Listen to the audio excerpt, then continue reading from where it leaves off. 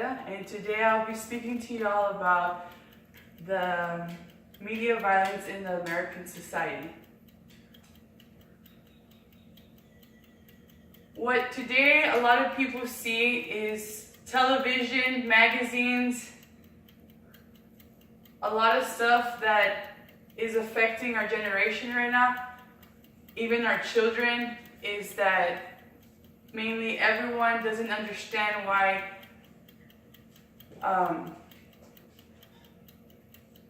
television is being the main effect of this world today. Why? Because it's violence going on so much around the media right now. Some statistics that I want to mention to y'all is that 3.17 billion of people have access to internet. So every day we're on internet basis, whether you're on your phone, whether you're on the computer, whether you get on your emails, whether you look at the newspaper, you like the information, you're always going to find something important on all of those that I just mentioned to y'all. In 1995, children spent about 3 hours in technology related activities. In 2016, the average children spending 44.5 hours in technology related activities a week, which means six and a half hours each day. So can you imagine how many time a person spends time in media, just wasting time, and it affects our brain sometimes? Have you ever acknowledged that sometimes? That's something that we need to think about. And many of us don't understand that it's affecting our child's brain development. Why is it so important? Why is it so important, the quality of the information that we give our children every day? Why is it? Because on one average, 43% of children start watching TV before age 2. In age 2, it's so easy for a kid to start adapting to everything. So they start picking up after everything they see. So whether it's a parent, whether it's a teacher, whether it's a friend, whether it's a sister or brother they look after, that's where they start grabbing everything. And it's really important for us to teach our children the right way and not teach them the wrong way. The different points of view.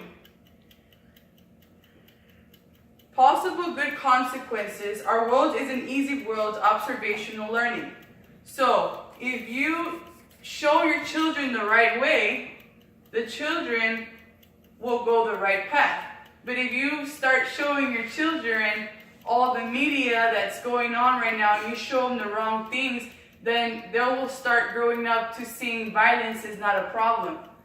Just for instance, when you buy a video game for them, do you think sometimes they don't see what's going on? I mean, that starts affecting their brain. And when it starts affecting their brain, it starts making this sickness inside of them that makes them start thinking that violence is something good that they can start doing. So they start playing with guns, or they start thinking that video games is not a violent thing, so they just want to keep doing it constantly.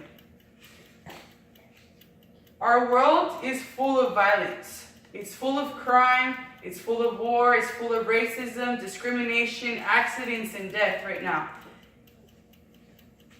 Children learn in many ways. On early development, observation is a critical tool for learning in children. In real life, common influential models for children are parents, characters on TV, friends, teachers at school. Our brain develops for a world that does not exist. There is something called overstimulation.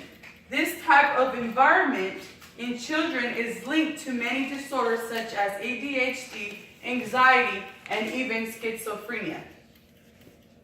The content viewed by children from age 0 to 3, educational programs is 0% increase of ADHD.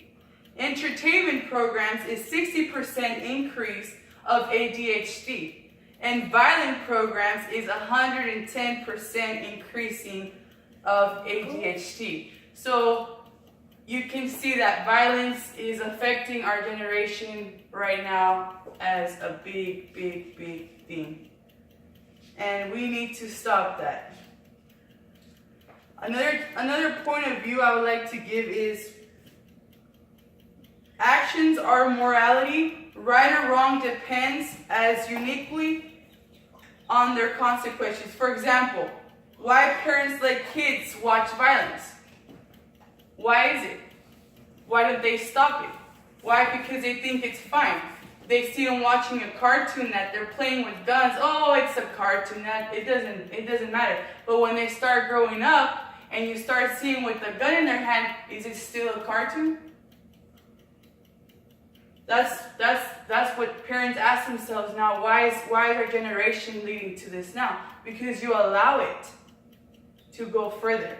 Life would be better if you increase the amount of good things and decrease the amount of bad things.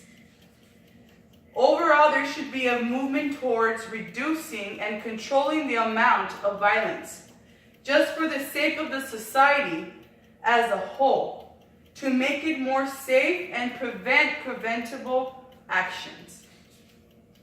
Media violence is especially damaging our young children because they cannot differentiate between real life and fantasy.